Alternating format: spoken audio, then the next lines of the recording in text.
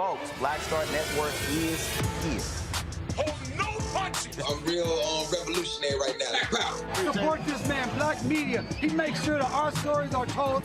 Thank you for being the voice of Black America, Roland. Stay black. I love y'all. All momentum we have now, we have to keep this going. The video looks phenomenal. See, there's a difference between Black Star Network and Black-owned media and something like CNN. You can't be Black-owned media and be scared. It's time to be smart. Bring your eyeballs home. You dig?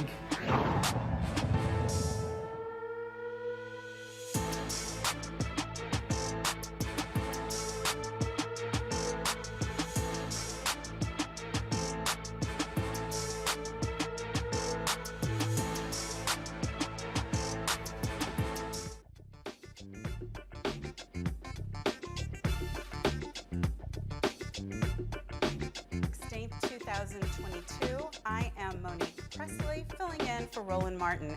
Here's what's coming up on Roland Martin Unfiltered, streaming live on the Black Star Network.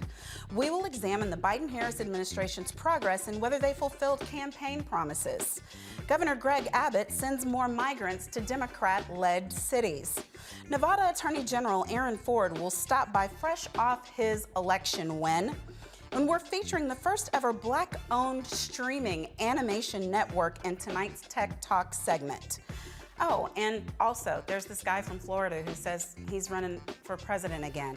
It's time to bring the funk on Roland Martin Unfiltered, streaming live on the Black Star Network. Let's go. He's got it. Whatever the miss, he's on it. Whatever it is, he's got the scoop, the fact, the find. And when it breaks, he's right on time. And it's rolling. It's just headed. Best believe he's knowing. Putting it down from sports to news to politics. With entertainment just for kicks, he's rolling. Yeah, it's on go, roll, roll, y'all. Yeah, it's Roland Martin, yeah. Rolling with Roland now. He's funky, he's fresh, he's real, the best, you know he's Roland Martin now. Yes.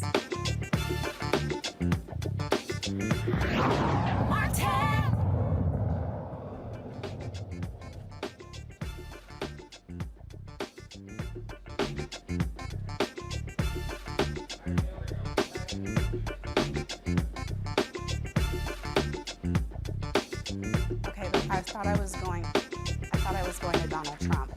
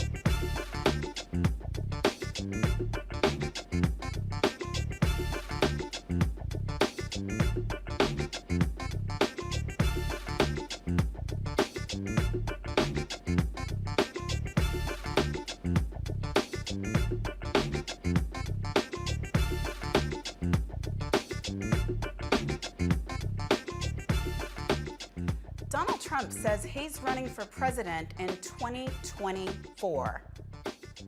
The twice impeached president launched the campaign 2 years after losing to President Joe Biden. In his announcement speech, Trump vowed to restore America to the ways of the past, doubled down on old grievances and conspiracy theories like the 2020 election was rigged. Trump promised the supporters that he will restore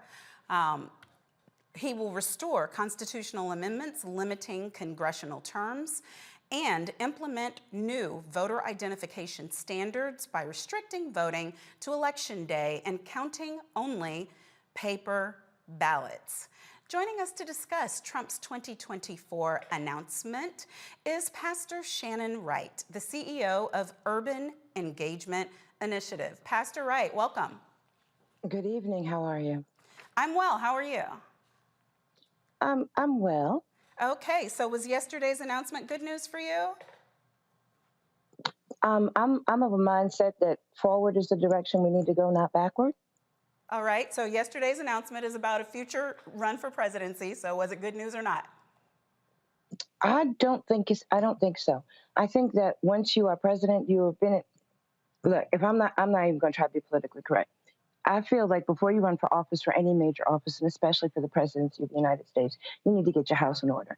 And to me, any pending legal entanglements means your house is not in order. So it would be my thought and hope to take care of that first before trying to do anything else. Okay, so were you, and correct me if I'm wrong, but I thought during President Trump's administration, you were a supporter, not just a conservative or a member of the Republican Party, but a supporter of his presidency. Is that correct? So it's interesting. I liked a lot of the things that President Trump did. I just don't like a lot of the things President Trump said. I've read a lot of folks over the last couple of years. On you were a supporter of his presidency or a no? I supported him running for president in the beginning. And you supported his presidency while he was president, or was there a point at which you no longer supported it? There was a point at which I had some questions and concerns. But, nothing is cut and dry or black and white. I've talked to a lot of folks on both sides of the political spectrum, and a lot of Democrats tell me, socially they're Democratic, but their money is Republican. So right, I think, but I mean, whatever it is the Democrats are doing, we're just on President Trump and the Republicans, and he right now, I believe, is still considered the head of the GOP, and you are still a member of that party, correct? I am, and I intend to be, and he is not the head of the party. The chairwoman is. But all right. So Ronna is the head of the party. That's the way that goes, yes. All right. So if that's the way that goes, then why is everyone still pledging fealty to President Trump? If she's been the head of the party in the past 2 years since he left office, then why do we see people like Kevin McCarthy going down there and kissing the ring and having meetings with him still? Why was he out stumping and supporting these candidates if he is in no position of leadership in the party as the immediate past president of the United States? Okay, so to be in the position you're in, I'm sure you understand that being a past elected does not mean that you are, as some folks call, the de facto head, but there's a chairman of both parties, so let's be clear about that. And it is also practice for former electeds to go out and try and support candidates. I'm sure you're also aware of that. So in my humble opinion, that would be why folks on both sides are out supporting candidates before Election Day.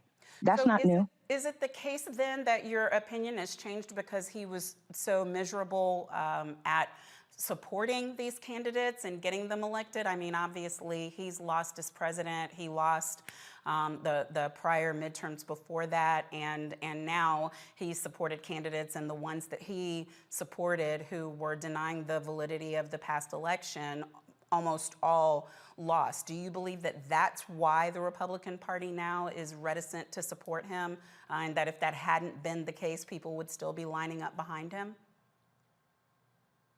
I'd like to think people would be lining up for what's good going forward. In terms of President Trump, he had a personality and a persona that was larger than life, and a lot of people were drawn to that. But you find personalities on both sides, but with regard specifically to him, that personality is larger than life, which in some cases was good, and in a lot of cases it wasn't. I feel that there's a certain... In what ways is his personality good for the country? Excuse me? In what ways was his larger-than-life personality good for the country? When you're president of the United States, you need to look like you got some spine and some backbone. And that takes a little bit of personality to do that, unlike how folks seem to describe the current president as Sleepy Joe. Oh, okay. So you're saying when he was doing things like shaking hands and smiling and trading love letters with dictators, that his larger-than-life personality was what was making that good for the country? Did you hear me say that? I don't believe those are the words that came out of my mouth. We're in the Q&A part of the show. I am asking, that's not what I'm saying. Are you saying that his larger-than-life personality and his semblance of a spine was what helped the country in terms of the way that he interacted with dictators from foreign nations? Well, not when you put in the whole part you just said about writing love letters back and forth to him. I mean, come on, let's be real about this. If you want to make sure that, who was it that said, I'm not even going to go back to that. When you're president of the United States, you want to make sure prevent is better than cure. So sometimes you want to, you want people to be a little bit afraid of what you're going to say and what you're going to do so that they don't actually test you so much. Right. We would not be. Some people would refer to that as chaos.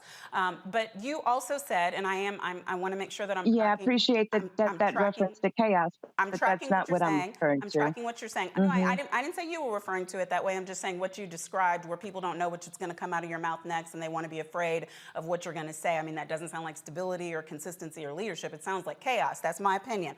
But what I'm asking you, yes. based on what you said that because he's got all of these ongoing legal matters, it's better to clean your house first.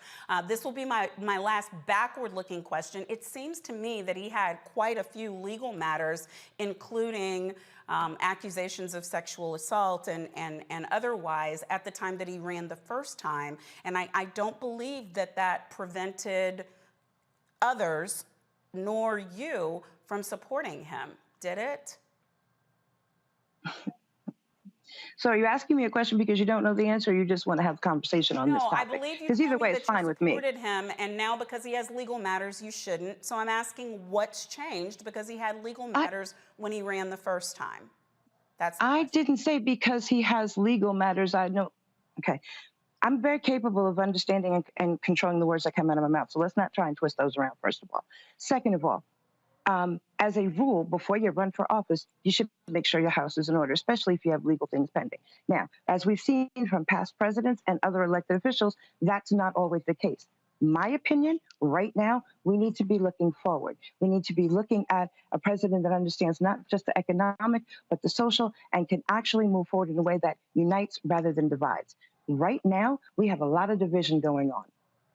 And in order for the country and the folks in the country to benefit, we need someone that can actually unify and not divide. We got enough stuff to be able to divide us. Right, and it seems like there's a good deal of division within the Republican Party. I mean, I'm watching all of these challenges. They don't know who they want the speaker to be right now. They don't know who they want as the leader of the GOP, the minority leader for the GOP. So it seems like in terms of leading the unity call, the Republicans might want to get their house in order. But it is my understanding. Well, I'll tell you what, when the Democrats can do that as well, then maybe we'll follow that lead. Right, but as far as what I'm saying, we have this one president, right? I'm sorry. We've got this one president, and people voted by and large for Democrats to be back in office at a time when there was supposed to be a red wave. I mean, there wasn't even a red little tinkle tinkle. But I want to move on because we're funny, short because on time. Red wave, and I was also hearing blue tsunami, and it looked like a purple puddle. Right. Because neither party had a clear and definitive. I'm going to talk for a second, and then I'm going to give you another turn, I promise. During Trump's presidential campaign announcement, he urged his supporters to vote for Georgia's Republican candidate, Herschel Walker. We're going to listen to what he said. We're going to listen to some things that Herschel Walker said recently, and then I'll come back to you for your thoughts. Despite the outcome in the Senate, we cannot lose hope, and we must all work very hard for a gentleman and a great person named Herschel Walker, a fabulous human being who loves our country and will be a great United States Senator. Herschel Walker, get out and vote for Herschel, and he deserves it. He was an incredible athlete. He'll be an even better senator. Get out and vote for Herschel Walker. Oh, you ever watch a stupid movie late at night, hoping it's gonna get better, don't get better, but you keep watching it anyway? Because the other night I was watching this movie. I was watching this movie called Freak Night, or some type of night, but it was about vampires. I don't know if you know vampires are cool people, are they not? But I'm gonna tell you something that I found out. A werewolf can kill a vampire. Did you know that? I never knew that, so I didn't want to be a vampire anymore. I wanted to be a werewolf. But then anyway, as I'm watching this movie, and you can tell how stupid it is because it's 1 in the morning. So I'm watching my TV. These kids watching their TV, vampire kill on their TV. So you know it's kind of stupid, but I'm still watching though. As I'm watching this show, what was funny, these kids had a vampire in their attic at their house. So they was watching their TV. Now I'm watching my TV, they watching their TV, or they see the vampire killer on their TV. So they win this contest to bring this actor. Now y'all gotta stay with me. Bring this actor who's a vampire killer from their TV to get rid of this real life vampire in their attic. So as this actor comes to their home, he got all the right stuff. He got all the right stuff because you gotta have a stake, you gotta have a thing to kill him in the heart. And he got a necklace of garlic, so that worked. I don't know what it does, but it worked. You gotta have a cross, because it burned, I know that worked. And then all of a sudden, this is what was so funny about it. As they're walking through the house, this guy got the holy water. He's blessing the house, this actor. Now he's all fake. He's blessing the house with this holy water. They walked upstairs and this vampire looking real good in this black suit. Whoa, that sounds like Senator Warnock, doesn't it? Looking all good in this black suit, floated from the ceiling. He floated from the ceiling looking good and cool. And I'm thinking, whoa, they better get out of that house. If somebody float from your ceiling, get out of that house. That's not your house. But as he floated from the ceiling, the kids jumped behind that hero. As they jumped behind that hero, the guy jumped in front of him with this holy water, threw it on the vampire's forehead. He covered his eye. And he took his hand away. He started laughing. And he said, that don't work. He took the cross and put it on the vampire's forehead. And the vampire didn't even do anything. He said, that don't work. And that's the way it is in our life. It doesn't work unless you got faith. It is time for us to have faith. You got to have faith in our fellow brother. You got to have faith in this country. You got to have faith in the elected officials. And right now, that's the reason I'm here. Because God has brought his warrior, and I'm that warrior that y'all been looking for a long time. And I can promise you, as my offensive lineman told me, Herschel, follow me. I'll take you to the promised land. And I'm going to tell y'all right now, you vote for me, I'm going to help us all get to the promised land. God bless you guys. Thank you guys so much. God bless. So, Pastor Wright, without comment, because I wouldn't know what to say about that, do you believe the ends justify the means? First of all, that was a minute and a half of my life I can't get back. And I saw no relevance to running for Senate in that. As far as ends justifying the means, no, because you have a goal to get to, but in the Bible, which is what I look to, that also says indecency and order. And unfortunately, you find indecency and out of order on all sides. So if there's some more specific questions about that you want to ask me, but no, that is not what I would look for in selecting a candidate to represent me or my community or my issues or concerns. So does that mean that you support Reverend Senator Warnock? It means I don't support the other one. And I don't live in Georgia, so it's really irrelevant. Well, no, I mean, it's not irrelevant, right? Because we have people watching right now who are watching and participating with us as we have this conversation, who are capable of I would prefer if there was a third better choice. They are supporting with their funds. They can support by phone banking for either candidate. They can support by going to the state and getting out and knocking doors. There are lots of ways as members of a party or just as citizens. Even youth can support a candidate, whether you get to vote or not. So that's what I'm asking you. I mean, there are only two people running, and one of them's a runner, one of them's a walker. Yes, just a random shout out to Pastor Bryant. But in the middle of it, I'm asking which one you support. I know that you are a Republican, but you obviously have issues with the one that we just heard from. So is there a C option that I'm not aware of? I don't have a horse in that race. Interesting, because one of them is going to come to the United States Senate, and then the Senate is going to do many things that affect people in this whole country. You're saying it doesn't affect you one way or the other?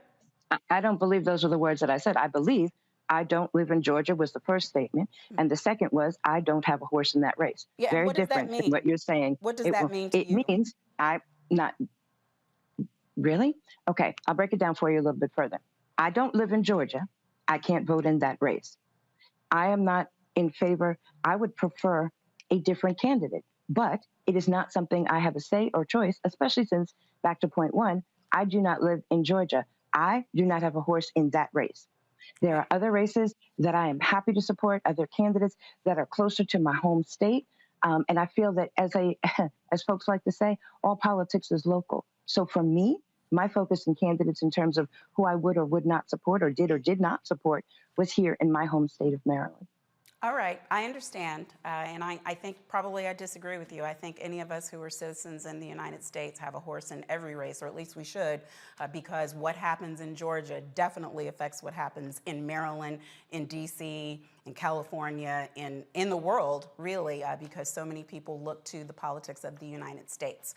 But I understand your position. And again, there's more than just... And I thank you for joining us. I thank you for being so candid with us about where you stand, and look forward to talking to you again. Have a wonderful evening. All right, you too. I want to go to my panel because they've been sitting and waiting so patiently, and I know they just can't wait to talk about all these things. We have my brother, A. Scott Bolden, former chair, National Bar Association, PAC, Robert Patillo, ESQ, host of People, Passion, Politics on News and Talk, 1380 AM WAOK, and LVB, Lauren Victoria Burke, writer, NNPA, and The Griot. Hey, y'all, hey, welcome. Hey, how are you? Oh, I'm well. How are you?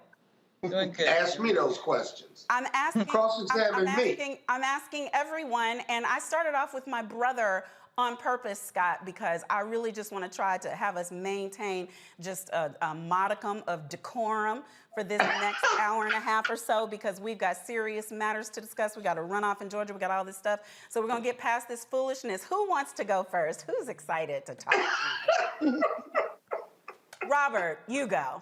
Talk about. Well, you know, I think it's an interesting conversation, particularly given what the runoff was, or the effects of the midterm last week, where we saw that the Republican Party is indeed split. I think that's what the last guest was kind of exhibiting, that there's a portion of the party that still wants to stay loyal to Trump and Trumpism, and there's another part of the party that is rational and realizes that they lost the popular vote in 2016, then they lost the House and Senate in 2018, then they lost even more in 2020, and now they've lost again with the quote-unquote red wave in 2022, and they're simply saying, look, we can't continue down this path. This is a losing path.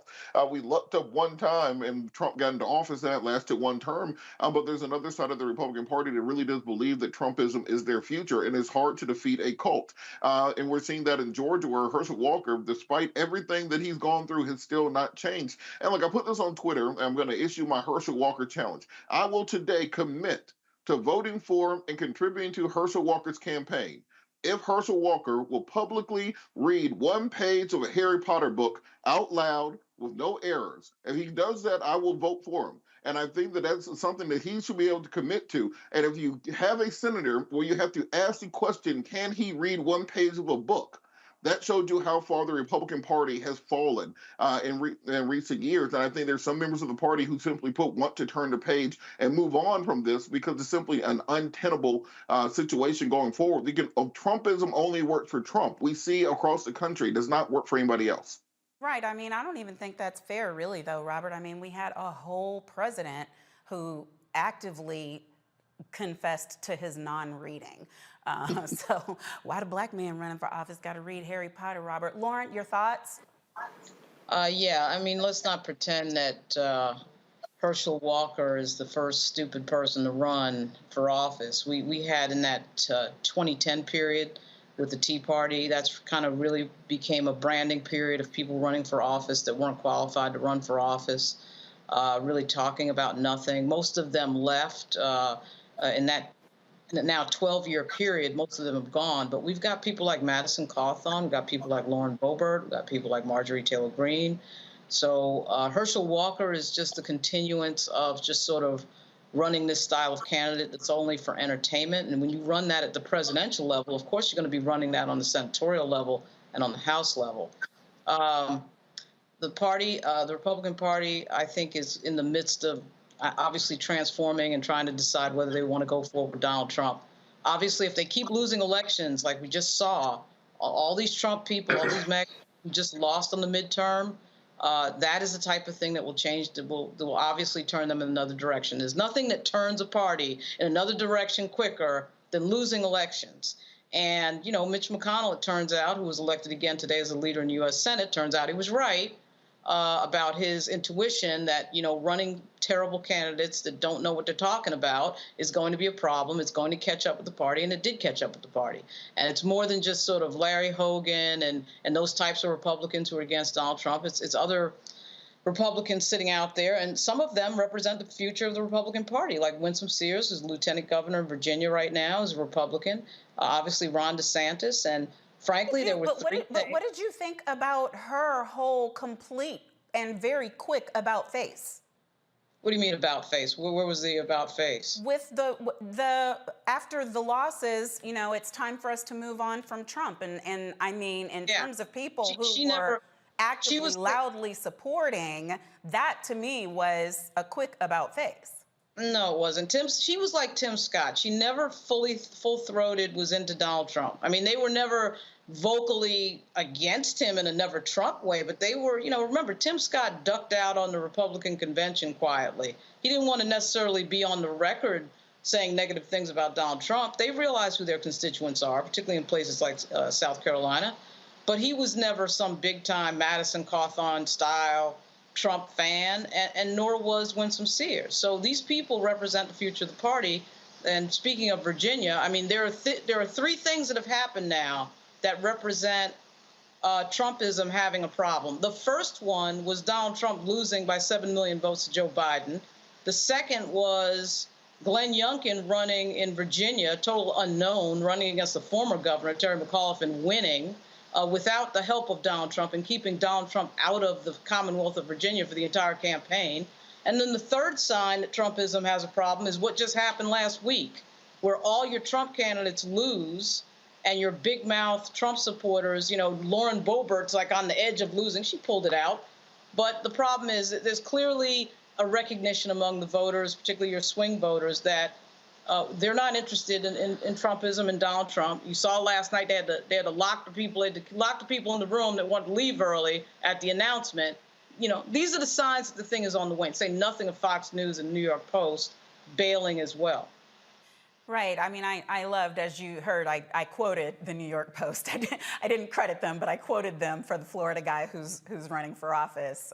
That was a nice headline. Any headline that leaves his name out of it is a great headline. I hear everything you're saying, Lauren. I'm just not so sure. Scott, I was reading today where people like Rick Wilson and others are warning sternly that we've been down this road where we think that the door is going to close, that the GOP is going to close the door on Trump before, and then something happens, and within somewhere between 48 to 72 hours, we see everybody backtracking and getting back in line. Are we in for that again, or is this a real turn for them?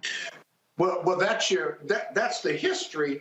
You know, Trump is a three-time loser, and he still controls 50% of the GOP vote in this country. He lost by 7 million votes, but he lost the election, but you still had millions and millions of people that voted for him. So before we start writing the obituary for Trumpism, let's remember that the Trumpism, the power of Trumpism, is not Trump or those who follow Trump in the political piece, in the political power structure of the GOP, but the voters who are slaves to his personality. And so remember this, 95 to 99% of every Republican in the House and Senate voted with Donald Trump despite criticism, voted with him when he was in office for 4 years. And so I'm not going to listen to the rhetoric from the GOP about Donald Trump, including when he led the seditionists or the protesters to attack the Capitol. And we saw GOP leaders saying this was enough and denounced him, and turned around a week or two later and would not vote to impeach him. And so I'm going to watch what the GOP does, not so much what they say. And the rest of us ought to watch too, because I'd count Donald Trump down, but I wouldn't count him out yet until we see political movements, if you will, not political statements. Well, you know, it was important to me. I knew we had to talk about this because it's still considered news, but I wanted to snap us quickly back to reality about what's actually happening with people who are leading the country and doing work for America. So when we come back, we're going to talk about the Biden-Harris administration, their record, what they're doing well, and what they need to improve. We'll be right back after this break on Roland Martin Unfiltered on the Black Star Network. On the next Get Wealthy with me, Deborah Owens, America's Wealth Coach, we talk about the principles of mindset, strategy, and execution. This week, we're adding a fourth, faith. You're going to hear from a mother and daughter duo who are helping thousands of Black women build wealth, all through their faith. You are more than you can ever imagine. Not just obtaining things to show that, but seeing yourself. Making your faith work for you. That's right here on Get Wealthy, only on Black Star Network. Pull up a chair, take your seat at the Black Table with me, Dr. Greg Carr, here on the Black Star Network. Every week, we'll take a deeper dive into the world we're living in. Join the conversation only on the Black Star Network. Hey, yo, peace, world. What's going on? It's the Love King of R&B, Raheem Devon. Hey, I'm Cupid, the maker of the Cupid Shuffle and the Wham Dance. What's going on? This is Tobias Trevelyan. And if you're ready, you are listening to and you are watching Roland Martin Unfiltered.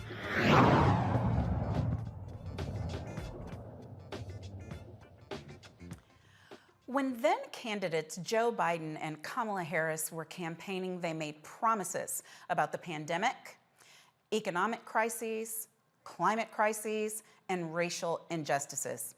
Since being in office, President Biden and Vice President Harris delivered on many of their campaign promises. President Biden yesterday, about the same time as Donald Trump was announcing a third bid for president, tweeted out a list of the administration's accomplishments. And the Inflation Reduction Act was on there, lowered healthcare costs were on there, lowering the deficit was on there, the American Rescue Plan made the list, job creation, confirmation of Justice Ketanji Brown Jackson.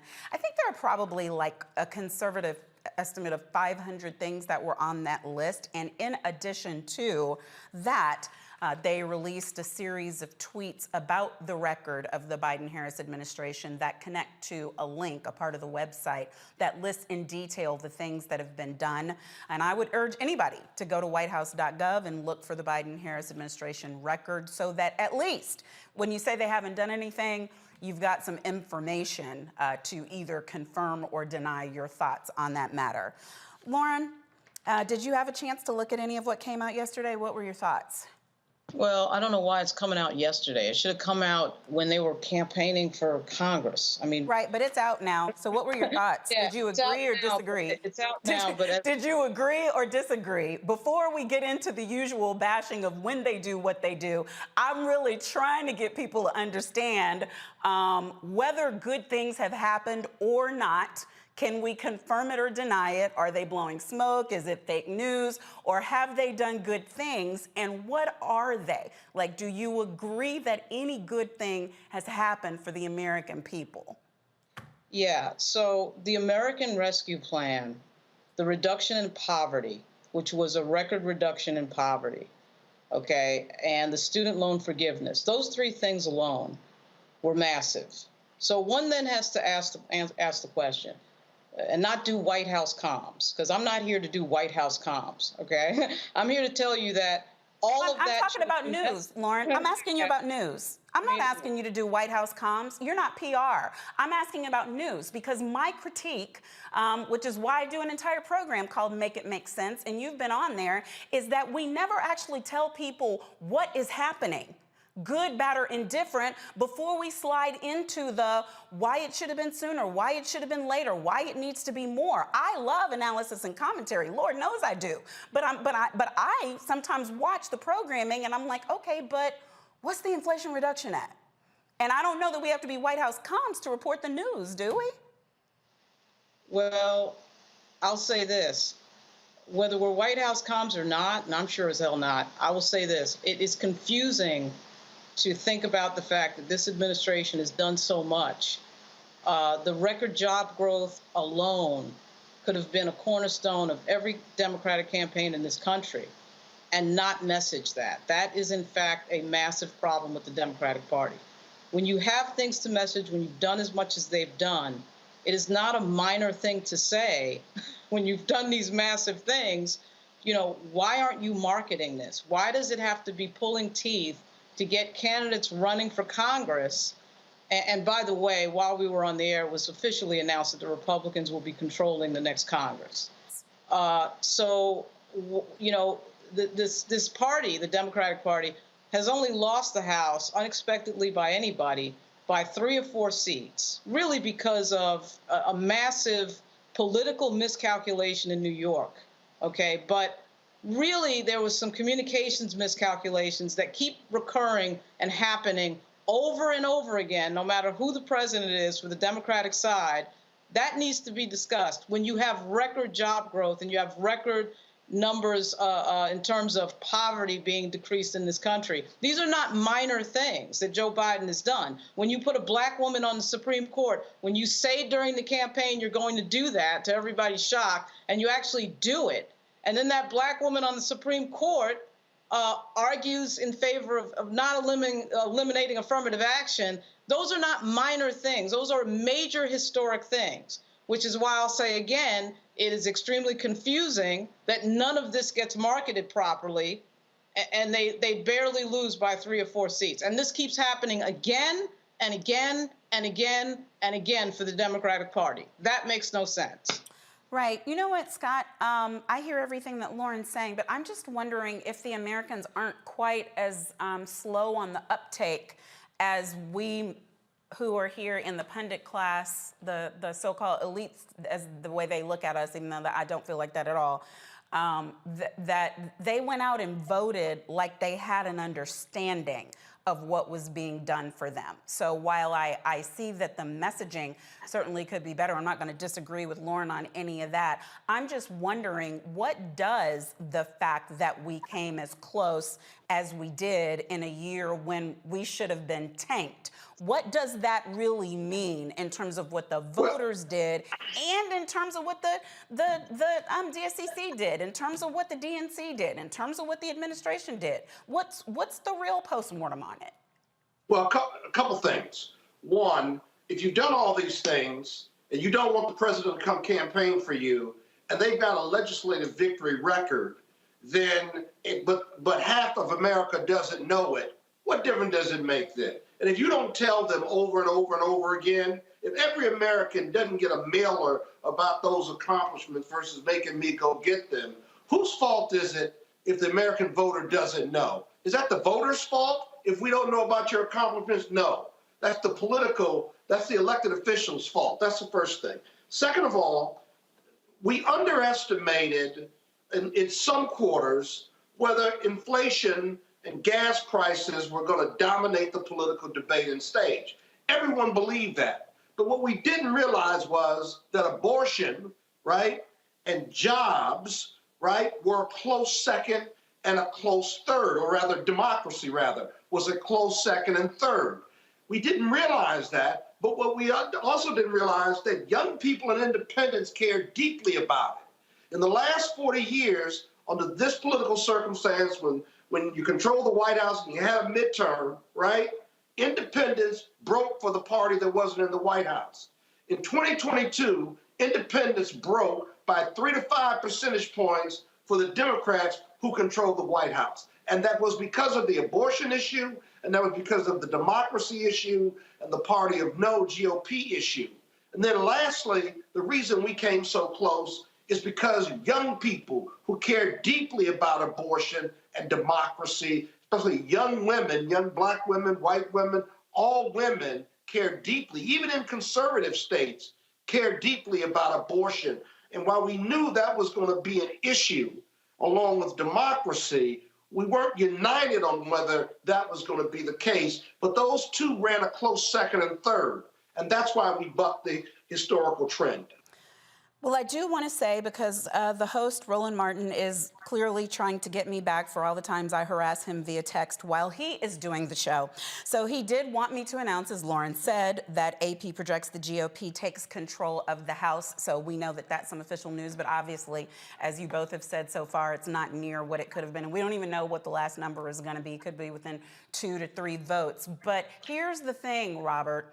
When Scott kept saying what we didn't know and what we missed or what we didn't see, there were people on the ground who knew exactly if we had only been listening to them. Because every time I talked to Cliff Albright, he said, y'all are about to see some things. This is not going down the way the people say it's gonna go. When I talked to Stephanie Young from When We All Vote, she said, these young people are enthused and pissed off, and y'all are about to see some things. When I talked to people from Georgia Voters Project, they were saying, I don't think it's gonna be the way that you think it's gonna be, and whatever they're saying about a red wave, we don't care. We're out here on these streets, and these people intend to vote. So is that the problem, or the what is truly missed, Robert, that there are people in front of cameras and people who are doing polls who have zero connection to the people who are actually doing the work and talking to voters every day on the ground? Well, I'm going to take this in 3 parts because I think that we have to address each. One, on the point about the Republicans taking the House.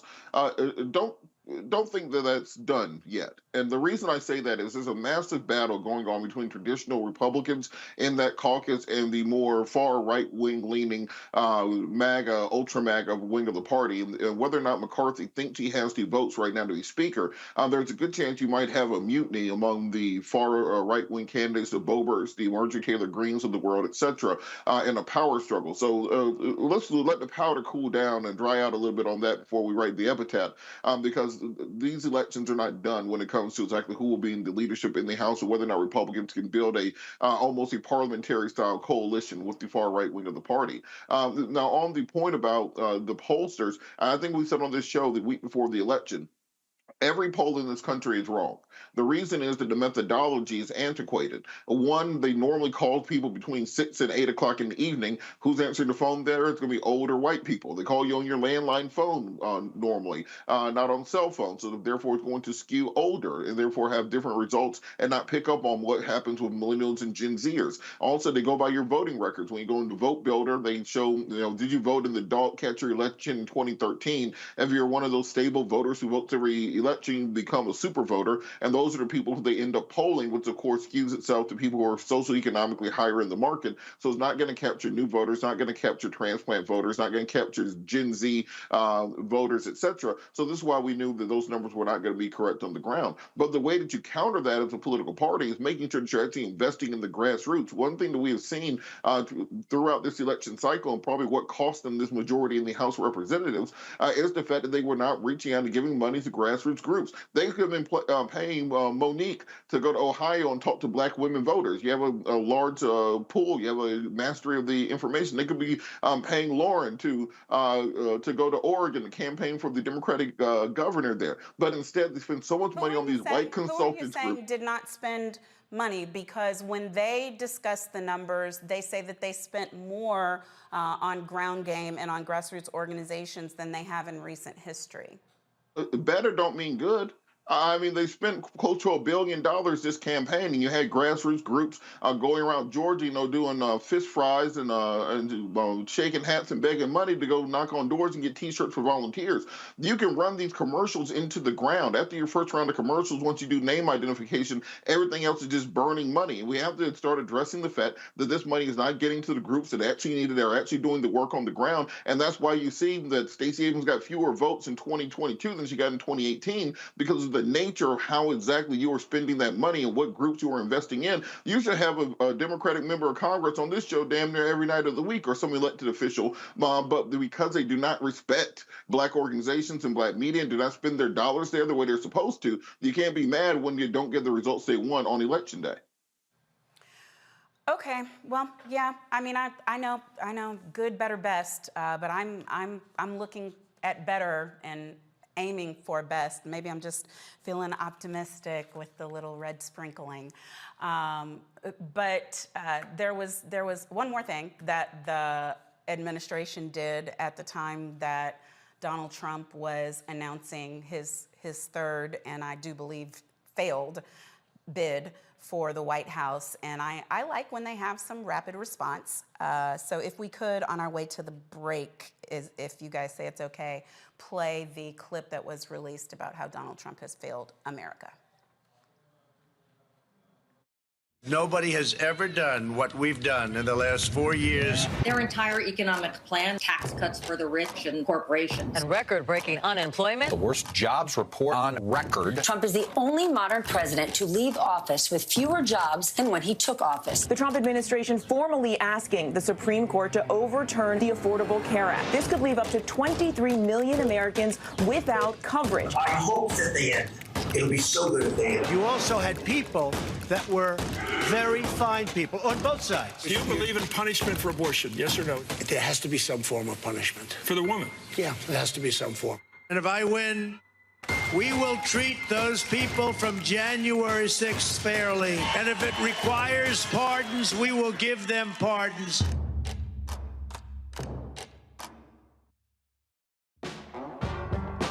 Don't wait till November 8th. We can vote today, y'all. Early vote started this week. We're on Savannah State University's campus. We will be dorm storming today, giving out treats for everyone. We hope to see everyone at the polls when it comes to November. If you believe we got power, let them know. Make some noise. Put a fist up. I need to see a fist in the air because we got power. Come on, you put it up. Come get your shirt. We're out here in the streets of Savannah, Georgia. James, do not forget to go vote. I got you. If we vote the right people in, we can make a change. We can get these resources in our community. I am a woman, and it is important that we have the say-so of what we want to do with our bodies. We're concentrating on entrepreneurism, providing young people with resources and training that they need in order to change their trajectories. We want Black down. Democracy is on the ballot. Voting rights is on the ballot. Voting suppression is on the ballot. I am most passionate about those three combined because they all impact each other. Savannah is my home. I care about my community, and I care about representation in my community.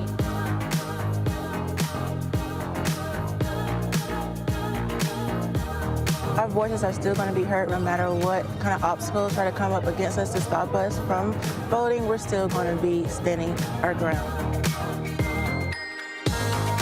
I see the effort that's being made to keep our communities from voting, so that makes me realize it's even more important, because if it wasn't important, they wouldn't be fighting to make sure we couldn't vote. This doesn't stop this year. This is a forever movement. We're going to exert our power as a people, walk in our rightful place. We're going to change our communities, fight for our communities, and build our communities.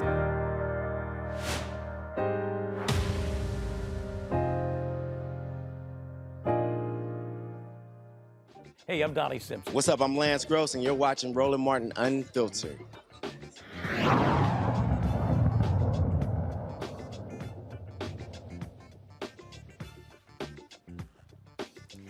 Nevada Attorney General Aaron Ford wins a second term. Ford ran against Republican candidate attorney Sigal Shatta, a Republican known for making offensive comments. During his first term, Ford held drug manufacturers responsible for the opioid crisis by securing hundreds of millions of dollars for the state in settlements. He's a big advocate for criminal legal system reform, new laws and limiting no-knock warrants, and He's an advocate for the Attorney General Office authority to pursue pattern and practice investigations into civil rights complaints against police departments. I'm personally very happy to hear that. Fresh off his re-election win, we have Nevada Attorney General Aaron Ford with us to discuss Arizona's 2022 midterm results. Welcome.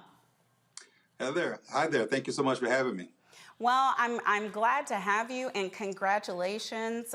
This is when good things happen to good people. So we certainly are glad that, first, that you are winning and that you get more opportunity to do good work. But second, Lord knows, better than the alternative. What can you tell us about what's going on right now in Nevada? Well, listen, we are ecstatic that we were able to receive enough votes to secure a second term here as Attorney General in Nevada. Our job has been justice since the moment I took office. We will continue that job. We were happy to see that Nevadans rejected the person running against me who was woefully unqualified to be Attorney General and certainly wouldn't be one who would have represented the entirety of the Nevada family. So here in Nevada, we feel great and we're ready to get back to work. What things are you looking forward to being able to accomplish this term? Well, it's interesting, right? Because I just mentioned two words that I think are very indicative of what it is that we're going to focus on. I mentioned family, the Nevada family, which I've defined broadly to say that you could have been in Nevada for 3 generations or 3 weeks. You're part of the Nevada family. You could be married with 2.5 kids or a single parent with 3 kids. You're part of the Nevada family. You could be gay or straight. You're part of the Nevada family. You could be black, white, Indian, or Haitian. If you're living in Nevada, you're part of the Nevada family. And what we do is we focus on justice to protect the Nevada family, every form of justice you can think about, whether it's criminal justice, economic justice, environmental justice, gender justice, racial justice, reproductive justice, all those forms of justice we focus on. And so we will continue doing that work. That has resonated with the people here in our state. And again, I'm delighted to be the one who's pursuing justice on behalf of the Nevada family. What is it that people who are outside of Nevada can do to support, especially some of the initiatives that I obviously, coming out of the legal field, am excited to hear you pushing, whether it's pattern and practice type lawsuits or other things that relate to reform in the criminal justice arena? Well, continue to speak up. At the end of the day, we get to certain positions sometimes and we think that we can't champion the issues that got us there. And I think it's a great disservice to the positions. And so we all have a position, whether it's a citizen or a resident of a particular state, whether it's an elected official. You have an opportunity to speak up and speak out on important issues. The pattern and practice investigation you're talking about, that particular piece of legislation arose out of the George Floyd murder. I championed that bill in the state legislature. I got it passed unanimously. We got it signed on the 1-year anniversary of George Floyd's murder. And we now have a tool in our toolbox to be able to hold police departments accountable when they are violating the law and engaging in unconstitutional or unlawful policing. Comparably, we passed a bill that limits the use of no-knock warrants. I also sponsored that bill in the aftermath of Breonna Taylor's killing. And we were able to get that done unanimously. And so what I would say to those who want to support the efforts here in Nevada is to speak up in your own states relative to these issues as well and hold your elected officials accountable and ensure that they're pursuing these same types of items. Well, I have 2 super smart members of the National Bar Association who are on the panel tonight and a super smart reporter who is also on the panel, and I want to give them an opportunity for a question. Robert, do you have a question for AG Ford? Absolutely. AG Ford, one, thank you so much for everything you've worked on. We've seen just the importance of the Attorney General's office when it comes to cases like Keith Ellison, of course, there in Minnesota. We saw in Georgia when the Ahmaud Arbery case, where that case had to be elevated from local prosecutors to the Attorney General's office. How can we help educate the public to vote all the way down the ballot? I know the midterms is already passed, but going forward, because people often they vote for governor, they vote for senator, they vote for Congress, but by the time they get to those state level offices, they forget just how important those are to their daily lives. Listen, it's a great question. It's great to see you, sir. It's a great question. And I think one of the things we were able to do this election cycle was to indeed do that, convince folks to vote entirely down the ballot. We actually outperformed the entire ticket. We got more votes than any person who won their election, Democrat or Republican, in our state. We ultimately prevailed by over 8 points. I think we're maybe at 7.9 right now. But the point is, we were out engaged and talking to people about the importance of this office. We talked about body camera legislation that I've sponsored as a state senator. We talked about the pattern and practice investigations. We talked about the no-knock warrants, but we also talked about consumer protection and how we brought in over $330 million of settlement funds to help abate the opioid crisis. We also talked about the fact that I pushed back on the Donald Trump administration when he alleged in a big lie fashion that the last election was stolen. So we talked about the importance of protecting our democracy, the importance of protecting consumers from fraudulent companies, and the importance of ensuring that criminal justice from a fairness perspective was something on the forefront of our minds, and we were able to convince folks to vote down the ballot. That's what you have to do. Tell them what's important, tell them why it's important, and hope that they will proceed accordingly. Attorney A. Scott Bolden. A.G. Ford, great seeing you. Full disclosure, I gave to your campaign. You're a great Kappa man. If Roland was here, he'd hate that fact, but you are a Kappa man, and we're so very proud of you. But let me say this to you. Let me ask you this. You had 13 Republicans endorse your candidacy in this most recent election. What does that mean to you, and what does that tell you about the body electorate in Nevada and kind of the politics there in connection to your candidacy, your re-election effort? Well, Noop, always great to see you. You're right, Roland Martin would not be happy right now, but we're too pretty to really care about that. In any event, yeah, you're right. We were able to cross over. We were able to have Republicans from high-ranking positions. The former state party chair of the Republican Party endorsed me in this race. When I was Senate Majority Leader, the minority leader at the time, a Republican, obviously, supported me in this race, and several others as well. And it's because, in their own words, we have done well in this office, pursuing justice on behalf of the Nevada family. And those are nonpartisan issues. I don't know one person, not one person do I know, who wants to live in an unsafe neighborhood. But public safety isn't just about arresting and convicting someone. It's about ensuring that we have accountability in the system to ensure that when people are violating the rules on the police side, that they are held accountable. And so the electorate here, that resonates with them. They understand that justice requires both criminal justice, but it also requires accountability. And so speaking on those issues in particular, I think is what helped us to secure the support that we have from some of those. Again, not to mention the fact that we focus on consumer protection, that we focus on the protection of constitutional rights, that we have pushed back on the big lie, and we've been able to prevail in every lawsuit that the last administration and its cronies brought, trying to undermine the integrity of our democratic system. And so, again, I think it speaks to the nature of the Nevada electorate. They're willing they're willing to split their votes because I prevailed and some other Democrats did not, and we prevailed greater than any other candidate on the ballot this go around. And so we're proud of that. Yeah, very proud of you. Let's connect next time you're in D.C., brother. I'm here. I'm actually here right now. Let me not lie. I'm here for the Democratic Independence Journal Association. I'm actually. You should roll out. I'd love to see you. How about that? I will. I'll reach out to you after the show. Yes, sir. Oh, see, we love your honesty and your integrity. Okay, Lauren, question. Attorney General Ford, it's an honor to talk to you.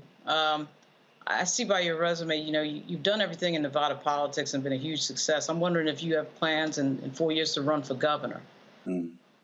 Well, listen, I appreciate that. I, as you might imagine, have received that question quite frequently. When I was in the state Senate, I was Senate Majority Leader.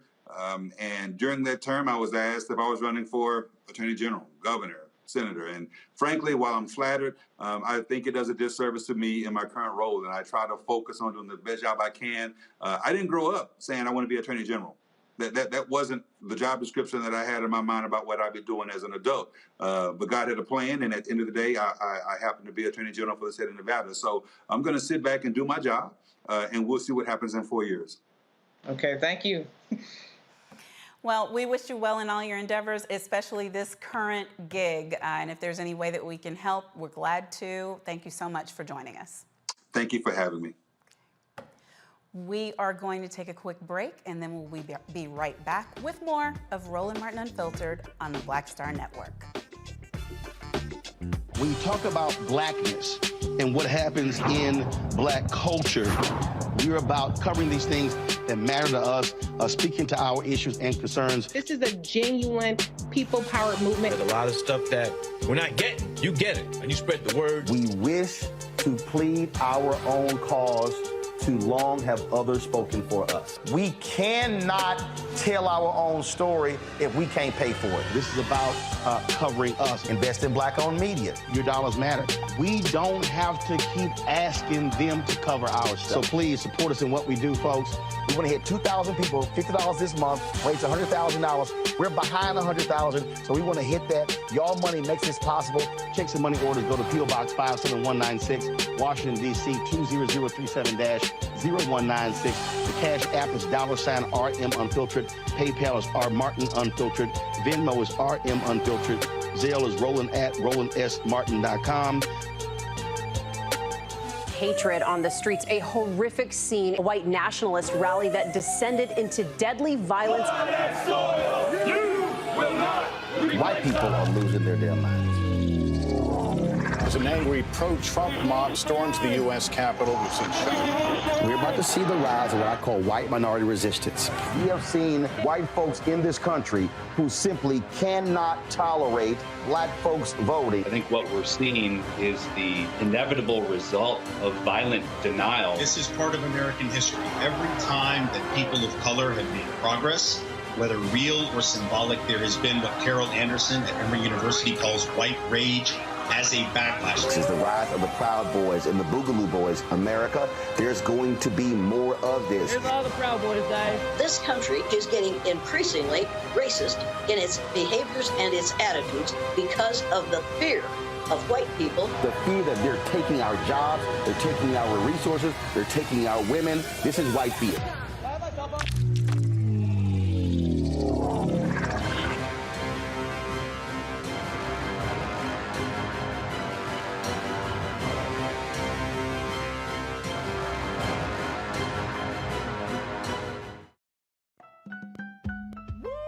We're all impacted by the culture, whether we know it or not. From politics to music and entertainment, it's a huge part of our lives, and we're going to talk about it every day right here on The Culture with me, Faraji Muhammad, only on the Black Star Network.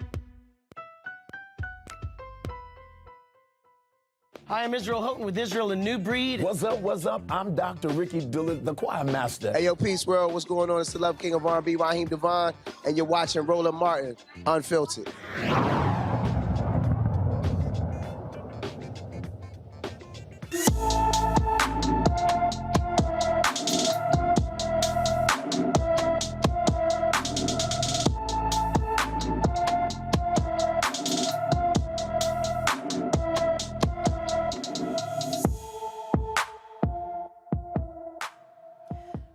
Precious Williams disappeared from her Columbus, Georgia home on August 21st, 2022. The 14-year-old is 5 feet 5 inches tall, weighs 165 pounds, with black hair and black eyes. Anyone with information about Precious Williams should please call the Columbus, Georgia Police Department at 706-653-3231. A university trip ends in tragedy when a student turns a gun on his peers, shooting 5 and killing 3. Christopher Darnell Jones Jr. shot 5 active football players, killing 3. Prosecutors say Jones shot Devin Chandler as he slept. Lavelle Davis Jr. and Deshaun Perry were also killed. Authorities say Jones targeted specific students on the bus. Jones is facing 3 counts of second-degree murder and 3 counts of using a handgun in the commission of a felony. He did not enter a plea at today's hearing. He is being held without bond. A Kansas federal grand jury indicts a former Kansas City Police Department detective and 3 other men for holding young women in a condition of sexual servitude. The 3-count indictment was unsealed on Monday, charging former Kansas City Police Department detective Roger Golubsky and 3 other men, Cecil Brooks, Lamarck Roberson, and Richard Robinson, with conspiring to hold young women in a condition of involuntary servitude. According to the indictment, from 1996 through 1998, Brooks provided a location at Delavon Apartments in Kansas City where young women were held, and where Brooks, Roberson, and Robinson used physical beatings, sexual assaults, and threats to compel young women to provide sexual services to men. If convicted, each defendant faces a maximum sentence of life in prison. Louisiana Governor John Bel Edwards rejects offer to testify at Ronald Greene hearings. The special committee into Greene's death hoped to hear from the governor to clarify what he knew and when he knew it about Greene's encounter with Louisiana state troopers. For months, the special committee has been looking into Greene's death, who was seen brutally beaten to death by state police through body camera footage. Leaked texts allege Governor Edwards knew about the encounter hours after it occurred, but remained silent. A grand jury in North Louisiana is evaluating evidence to determine if anyone should be charged in Greene's death. We're going to take a quick break, and then we will be back with more on Roland Martin Unfiltered on the Black Star Network.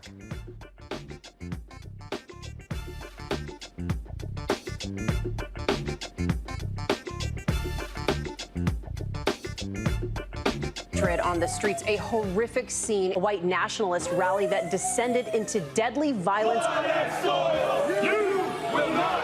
White people are losing their damn minds. As an angry pro-Trump mob storms the U.S. Capitol, we've seen shooting. We're about to see the rise of what I call white minority resistance.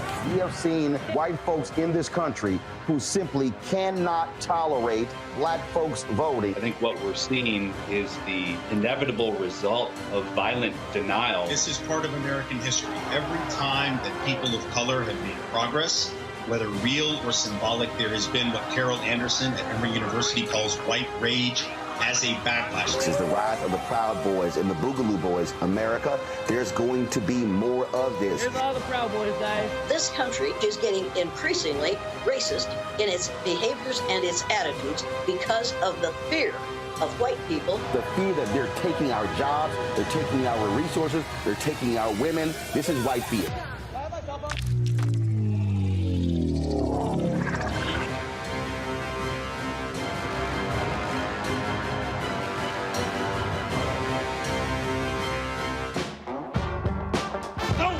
November 8th. We can vote today, y'all. Early vote started this week. We're on Savannah State University's campus. We will be dorm storming today, giving out treats for everyone. We hope to see everyone at the polls when it comes to November. If you believe we got power, let them know. Make some noise. Put a fist up. I need to see a fist in the air because we got power. Come on, you put it up. Come get your shirt. We're out here in the streets of Savannah, Georgia. James, do not forget to go vote. I got you. If we vote the right people in, we can make a change. We can get these resources in our community. I am a woman, and it is important that we have the say-so of what we want to do with our bodies. We're concentrating on entrepreneurism, providing young people with resources and training that they need in order to change their trajectories. We want Black down. Democracy is on the ballot. Voting rights is on the ballot. Voting suppression is on the ballot. I am most passionate about those three combined because they all impact each other. Savannah is my home. I care about my community, and I care about representation in my community.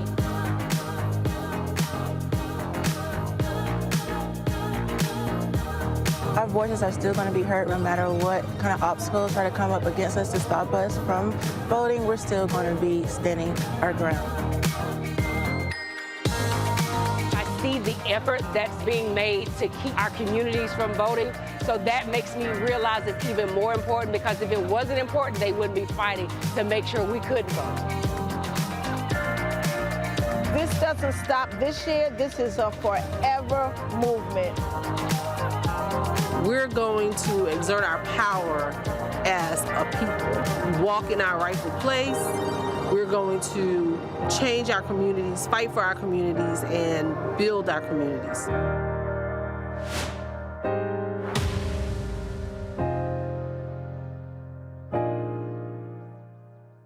Hi, I'm Israel Houghton with Israel a New Breed. What's up, what's up? I'm Dr. Ricky Dillard, the choir master. Hey, yo, peace world. What's going on? It's the Love King of R&B, Raheem Devon, and you're watching Roland Martin, Unfiltered.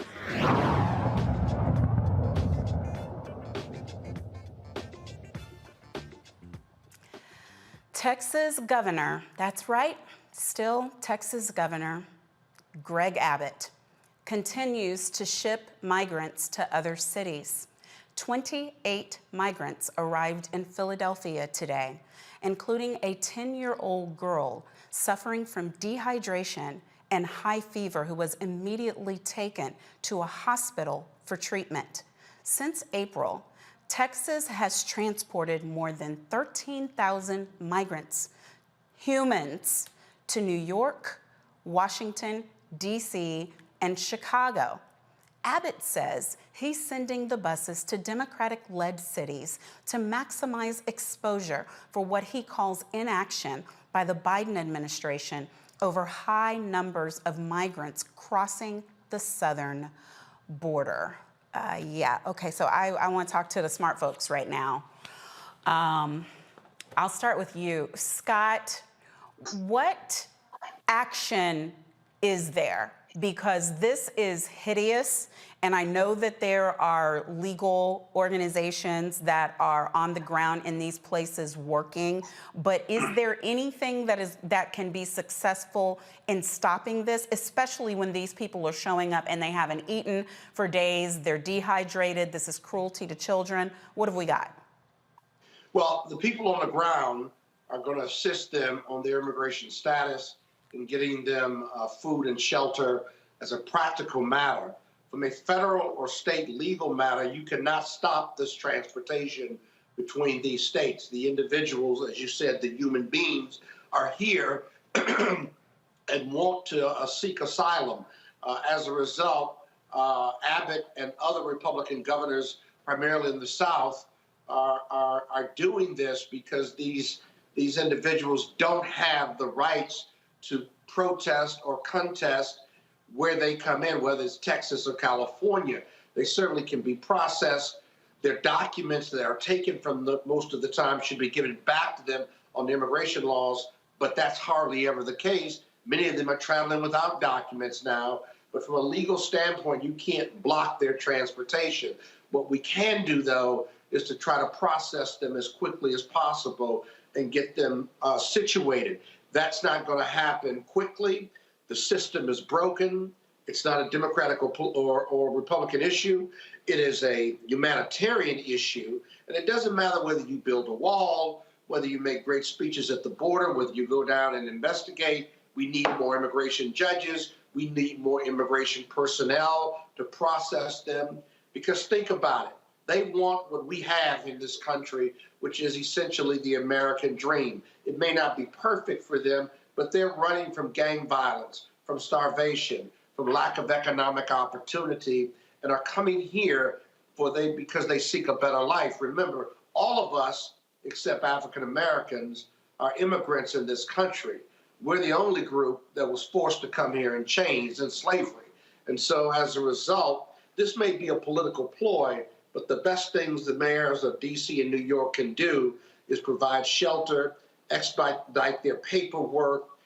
Many of them are providing classrooms, and they're in school, in public schools, if you will. And it is a burden without the proper coordination between Abbott and Texas and the Democratic cities and the Democratic mayors. I think the New York mayor said it best. He says, listen, if you're going to send them, let's coordinate it. It's not good because you're not helping their situation. You're helping your budget. But let's coordinate when they come, how they come, and how we can all support them as new entrants into this city, into these cities, and give them a pathway towards citizenship, right? Which ultimately would be awesome. But the cruelty is the point. So the coordinating would be human, it would be rational, it would be humane. Right. That's not the point. Robert, do you agree with Scott? Because what I want to know is, what if this child who showed up dehydrated and in need of medical care had died? Was there no cause of action? Is it because she has an adult there who has consented to this travel and then consented, therefore, to the mistreatment? I don't know if she was denied food or denied water or why she was dehydrated and needed the care. So are there no human rights laws, no international laws that are available? And then second, I'm giving you two parts. What now is going to happen in light of the court decision with respect to what we can and cannot do with these people who are seeking asylum? Well, to answer it in two parts, of course, there's international laws that govern this. We see this over in Europe right now, where they have a very similar migrant, what they call problem, from either the Slavic nations and also from Northern Africa, where Italy is refusing to take in ships of individuals from Northern Africa, forcing them to port in France and Spain, because you have similar semi-fascist governments that exist there who want to maintain racial purity, which is really what this is all about. This has nothing to do with immigration. This was a bunch of Norwegians pouring across the southern border. You wouldn't see this. They wouldn't view this as a problem. The fact that it is black and brown people coming across the border is why it's an issue. If President Biden wants to handle this, there's a couple things in play. We already have a solution. It's the same comprehensive immigration reform bill that was brought before Trump in 2018 that Trump walked away from at the last minute, which is very similar to the bill in 2015, the Schumer compromise that was brought to President Biden, where Ted Cruz and the Republicans walked away at the last minute, was very similar to the 2013 bill, all of which provided for security at the border, for a pathway to citizenship, to deal with the dreamers and make permanent residents for DACAs. But Republicans like to campaign on this issue more than they actually like doing anything about it. It's a great campaign issue for them. But if you actually fix the problem, then they have to find something else to talk about. I think President Biden should do a very unorthodox step here if he actually wants to solve this once and for all, which is do exactly what Republicans have accused him of doing: open the border. Simply say that if you come across this border seeking asylum, unilaterally, through the power of the Department of Immigration and Naturalization in this country, will grant you full citizenship to the United States or permanent status to stay here. And then dare Republicans to try to make this a political issue, because once those people are able to claim permanent status in the United States of America, now they can apply for jobs. Now they can actually enter society. We don't have enough immigration judges right now to process the close to 15 million illegal immigrants who are here in this country. So we can't find a solution, cannot find a compromise, give them legal status so they can actually work and function in society, come out of the shadows, and fill many of these positions that are needed to be filled in the United States of America. We also have a population issue in this country. White folks ain't having kids. We see what this has done to Japan, what it's done to China with a graying population. We need the new younger generation coming in from Central, South, and South America, as well as the Caribbean. Open the border, give them permanent status, and then take the chess piece off the board. Don't allow Republicans to continue campaigning on it if they're not going to do anything about it. Well, I believe that more needs to be done, and I'm not seeing necessarily the people who I would hope would step up on these issues, and I think that it's difficult, especially within our own communities and in the Black communities. For us to say that we want the support of the entire country and we want the support of all factions if we aren't really, really stepping up and giving that same support. So I would like to see more. I frankly would like to do more. It's my home state and it's disgusting, but I'm not gonna come to Lauren about this. I'm gonna talk to her about something else because I have breaking news. Representative Karen Bass has just become the first woman elected mayor of Los Angeles, defeating billionaire developer Rick Caruso, who waged the most expensive campaign in the city's history. Congratulations, Mayor-elect Bass. Lauren, your thoughts?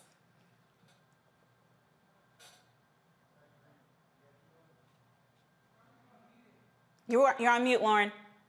Oh, sorry about that. Well, obviously, it's a historic victory. It's also an amazing example of how who spends the most money a lot of times in these races doesn't necessarily matter. You know, Caruso spent a lot more money than Bass, and Bass won. So This is one of the many races that we've been sort of sitting around looking at and waiting to see the results of, and so many of these races have come in late.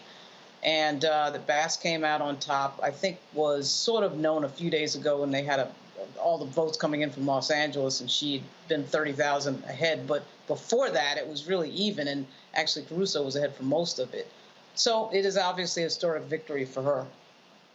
Yeah, and to me, it's a as you said, the people always think that the more money you can just pour money, but it looks like they were spending good money after bad on this race. 6-term Congresswoman, former local and state official, so she obviously was a known entity, and that ended up mattering in Los Angeles. But to me, it also matters because, you know, Scott, some people sat down on her. First of all, she was given a hard time for making this decision, and people were telling her she couldn't win. But then as it was happening, people really were sitting on their hands, and I think they're going to live to regret that. Well, she's got to make them pay for it now.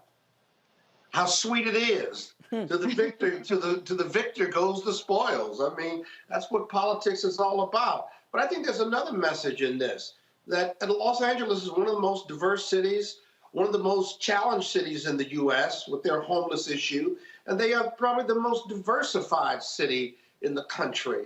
And this African-American woman, this seasoned politician, was able to build a coalition of black, brown, white, yellow, and others, right, to build a coalition to win. Not just black people voting for her, or not just Latinos voting for her opponent, but a coalition.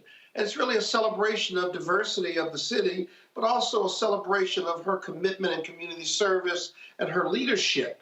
Now the real work begins. Can she build that and keep that coalition? But more importantly, can she make Los Angeles a better place for all of them? She'll need a lot of help. And certainly Roland, you and I and others on the panel need to be very supportive of her, because what happens in LA matters to us in D.C. and Maryland and Virginia and elsewhere. It really does. And she's a terrific lady, a terrific leader, and I celebrate her victory with her from D.C. And I gotta say, there are people who are gonna be big mad about it, but when the first woman to do something also is a black woman, I get extra joy out of it. That's sexist. That's sexist. Trend. It makes black men feel like we're under attack. That's sexist. A trend. We're going to take a break right now because Scott needs one. And when we come back, we will have more winning with black women, more joy, more politics, more news, etc., so on. Roland Martin Unfiltered on the Black Star Network. Be right back. On the next A Balanced Life with me, Dr. Jackie, we meet Ricky Fairley. She was given a death sentence by her doctor 11 years ago. But for Ricky, giving up was not an option. She declared war on her disease, turned her entire life upside down, and won the battle. I know that God left me here to do this work. And when you talk about faith, faith is what got me through. I mean, I had to relinquish my faith and give my life to God and say, okay, God, what have you got for me? And He gave me my purpose. And that's why I'm here. Her amazing story of strength, balance, and survival here on A Balanced Life with Dr. Jackie on Black Star Network. When you talk about blackness and what happens in black culture, we're about covering these things that matter to us, speaking to our issues and concerns. This is a genuine people-powered movement. There's a lot of stuff that we're not getting. You get it, and you spread the word. We wish to plead our own cause.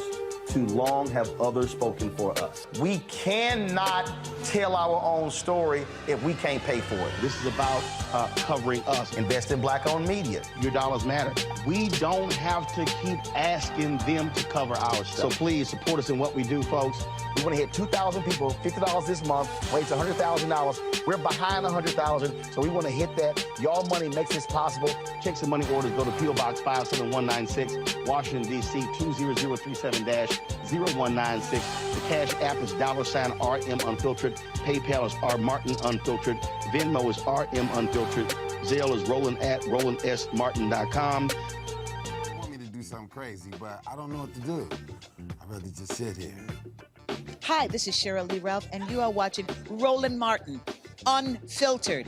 I mean, could it be any other way? Really? It's Roland Martin.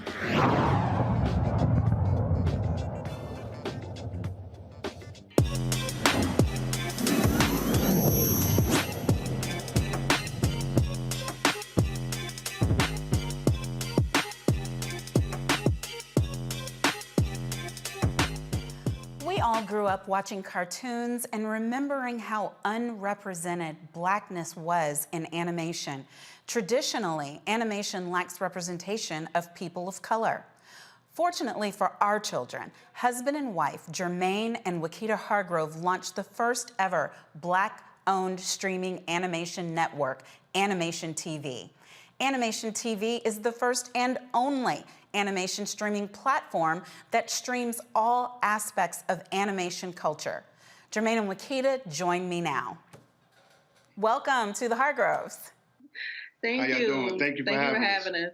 Well, congratulations. Obviously, what you are doing is so vitally important. And any time that our children can see themselves represented, it matters. But also in the tech space, in the animation space, this matters. Can you just tell us a little bit about what you do and how you ended up doing it?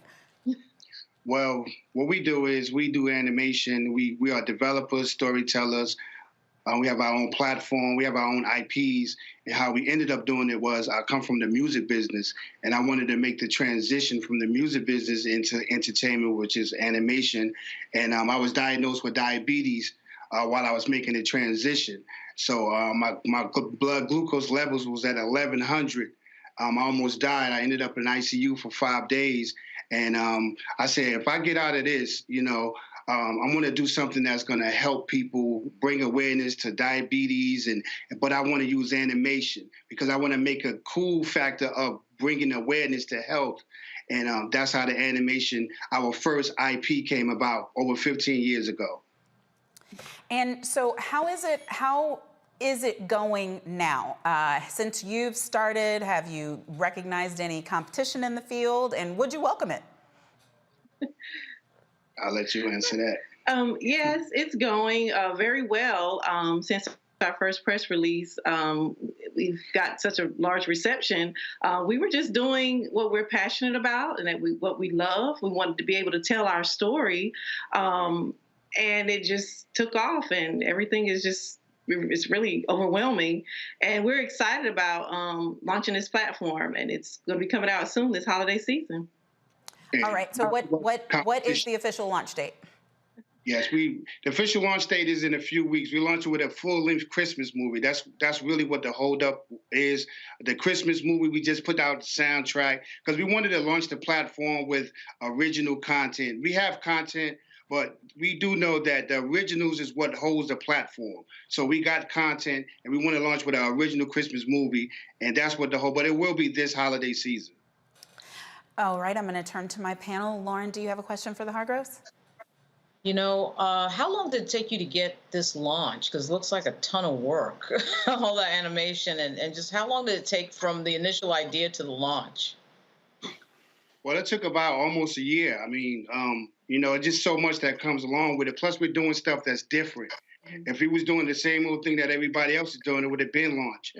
But the thing with our platform is different. It's not just entertainment. It's edutainment. We're educating, and we also have a curriculum, an animation curriculum on the platform that people can actually come there, learn how to animate, and get certificates. So it's not just a regular streaming platform.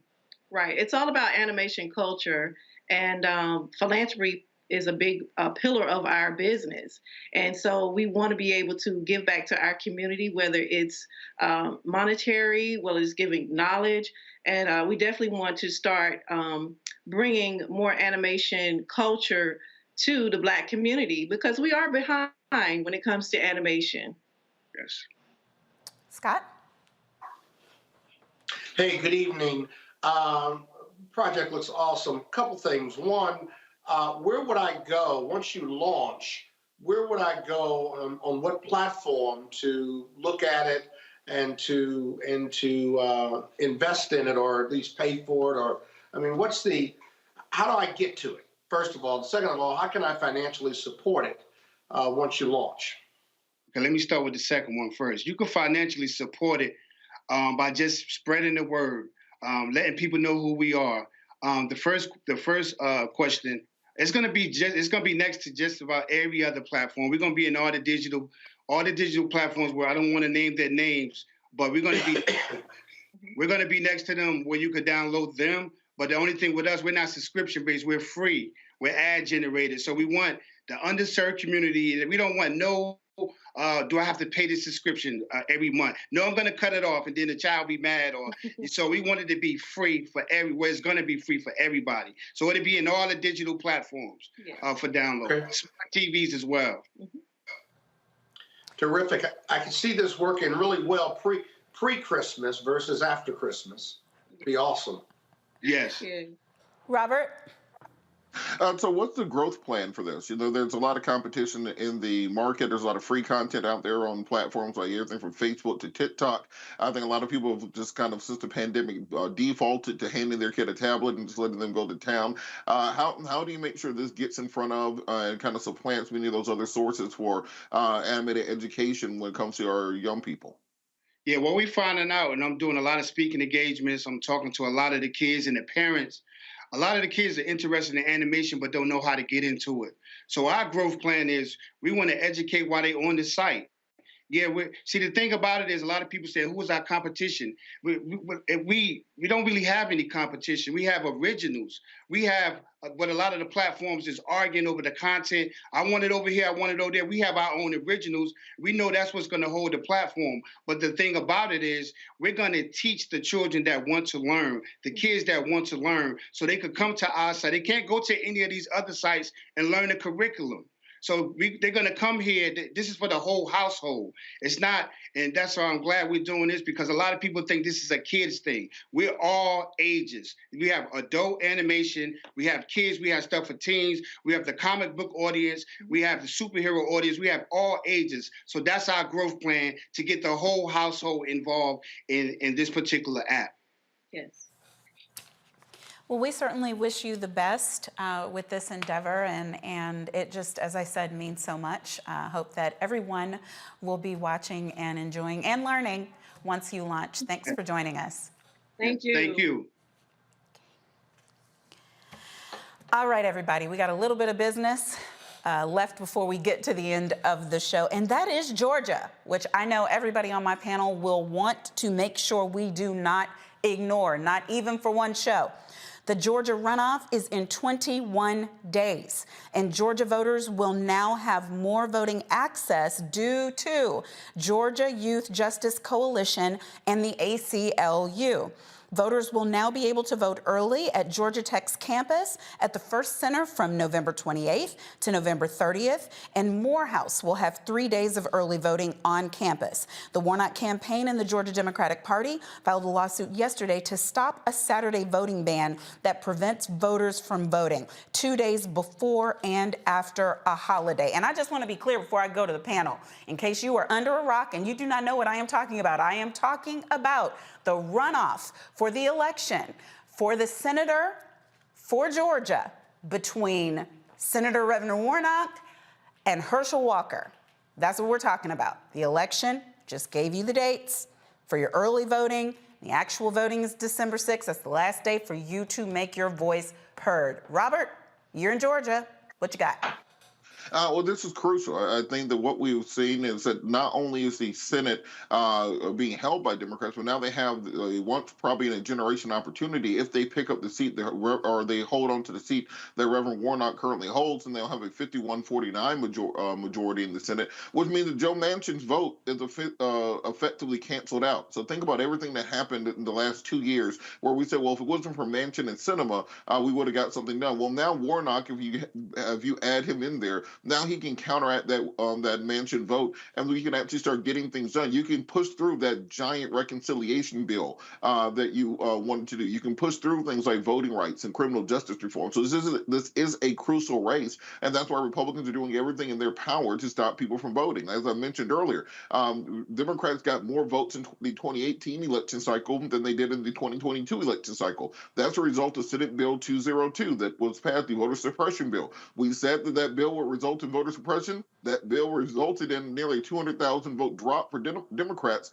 in this election cycle. And indeed, up and down the ballot on the Democratic side of the aisle, from Stacey Abrams on down to agricultural commissioner, almost every seat was lost by 200,000 votes by Democrats. So it's crucial that people turn out in massive numbers, vote early, as they say in Chicago, vote often, get everyone you can to the polls, because the fate of the Senate and the fate of the country indeed is on the line with just this one individualized seat. Okay, and you know I want everybody to vote, but I got a schoolhouse rock type follow-up question. You were saying these things can be pushed through. Are you saying that because they have already passed the House in the prior House and they only need to pass the Senate? Or are you saying that you believe even though there's going to be a narrow majority for the GOP in the House, that we should still be able to get John Lewis Act pushed through and other things because we get rid of the filibuster in the Senate? What you saying? What I'm saying is that because of the nature of the Republican majority in the House of Representatives being so narrow, and we already know that many Republicans are not going to unify because they're part of the MAGA wing of the party. We know there's a lot of centrist Republicans who are in very tight districts coming up who will need to vote alongside Democrats to get legislation passed. So I think that given the nature of that, Kevin McCarthy and many Republican leadership are going to have to actually get things done for those vulnerable Republicans going up for reelection in 2024. So I think you'll get things passed through the House, and once they're passed the House, you can actually get them through in the Senate this time, as opposed to one or two people being able to be a roadblock. I think Biden will have a far more pliable House of Representatives than we probably have seen a president have since Obama's first term. So, Lauren, even if we get Manchin on mute by successfully holding on to Georgia, we've still got this Sinema situation. There are people saying, because she is in so much trouble for her next election, that this would be a good opportunity for her to be given a chance to ride off into the political appointment sunset with some cushy ambassadorship or something like that, and let someone get appointed to be in the remainder of her term. What are your thoughts? Could that work? I doubt it. I think that the most important thing that Biden will be able to do at 51-49 is judges.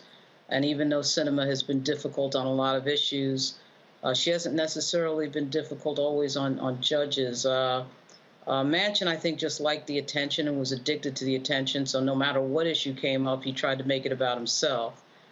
I think Robert Patillo is thinking way too logically, as usual, with his extremely smart commentary on what Kevin McCarthy would do. But I have to disagree a little bit on that. I think that the Republican Party in the House is not interested at all in policy. They're not interested in helping their candidates. They're interested in the spectacle. And the spectacle is likely to be investigating Hunter Biden and Joe Biden and talking about impeachment and not doing anything regarding policy. Although what Robert says is totally logical from a political standpoint. This is a party that has shown it is not interested in governance, is not interested in policy, is not interested in anything but spectacle. That's why you saw those people being shipped to New York, from Texas. They're not interested in the details of policy.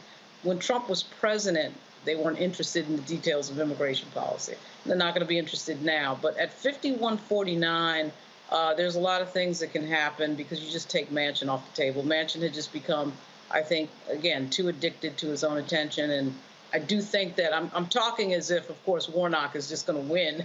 I mean, I do think that he will end up winning without Governor Kemp on the ballot with the both of them, because I just think that the grassroots and ground activity that Stacey Abrams invented in terms of getting your base out will work again in Warnock's favor against somebody who's clearly unqualified to be a United States senator in a very glaring way. There's clearly other people who are unqualified to be U.S. senators who are U.S. senators, but this is a particularly stark example in Herschel Walker. So I do think that Warnock will end up with more votes in 21 days. Oh, yes, your lips to God's ears, and God's ears being the ears that speak to the voters and say, go vote. Scott, I agree with everything Lauren said. And of course, I believe we should run the table on judges. But about this GOP, Is there nothing that you think could persuade them, look, what you're doing, the spectacle that Lauren talked about, you're losing, cats? I mean, it's not working. People are over it. They're over you. Like, what is it that could get that message across so that we could maybe have a really fruitful so-called lame duck session? Well, I think the one factor that I would add that's not the GOP, before I answer your question, is if Sinema stays in that position, she's up for re-election in 2 years. That changes everything because she may be in trouble. It'd be your strategy about giving her an appointment and then appointing someone else is a good strategy. But if that doesn't, she's very mindful that in 2 years she's going to be up for re-election, and she may not want to be as obstinate as she has been. That's a possibility. Secondly, we've got 2 years to work with the GOP on the House side. And in 2 years, it all matters. The only thing that matters is what Trump's going to do or not do. Does he get indicted by a special prosecutor? Does he lose? Or is he behind in the polls? Does he have a grip on the GOP? Not the Freedom Caucus, but the other GOP members. You see, if Trump becomes a non-factor, and it's a possibility, then you could have a working coalition or a new coalition or caucus with moderate Republicans and moderate Democrats to get something done. If you get that type of caucus going on with moderate Republicans and moderate Democrats, now you got a way to work through that slim majority. And then lastly, who's going to have the most leverage in the House? Is it going to be moderate Republicans or the Freedom Caucus members? And they're going to jockey and fight early on for some early wins or obstructionist wins to determine which one of those groups is going to be the hardest to leverage. And then we're going to learn, and then we're going to figure out how to win. And if the Democrats are smart, that's exactly what they'll do. Let the Republicans implode, pick off a few, and keep it moving. Well, see, Scott, because you're my brother and because Roland is not here, I'm giving you the last word. It'll never happen again. Yes, you. Oh, that was yeah. it. You got the last word. No, and see, there it is. That's your last word. But our final story of the night, and I'm not going to call it sad news because when you're 113, it can't be sad. But we have lost viral sensation and beloved centenarian Virginia McLaurin. She passed away on Monday at 113 years of age after spending, I've lost what she was spending, after spending several days in hospice care. But McLaurin was a longtime D.C. resident, and she was born in 1909 to sharecroppers in South Carolina. She moved to D.C. in 1939 after her husband died. McLaurin became a community advocate as she volunteered at D.C. schools through mentoring and tutoring. She was a devoted foster parent and tenant leader. We all remember probably McLaurin going viral, Ms. McLaurin going viral after 2016 when she was invited to the White House at the age of 106. She got a chance to fulfill a dream of going to the White House and meeting and dancing with President Barack Obama and First Lady Michelle Obama. Ms. McLaurin told the Washington Post that meeting the president and First Lady was the joy of her entire life and that she could die smiling now. And what I'm going to take from that is we have to celebrate when we win. And she got to experience something she never thought she would. And what did she do with that opportunity? She brought all her joy into it and danced. So we have some things to dance about tonight. I'm dancing about Karen Bass. I'm dancing about us being on the brink of democracy and democracy winning and the voters winning. That's what happened this election. And that's all I have for tonight. Roland Martin will be right back with you tomorrow. But if you want to see me tomorrow, you can on Make It Make Sense with Monique Presley on IG Live, noon Eastern, Monday through Friday. That's all. Thank you for joining us on Roland Martin Unfiltered on the Black Star Network. Bye-bye.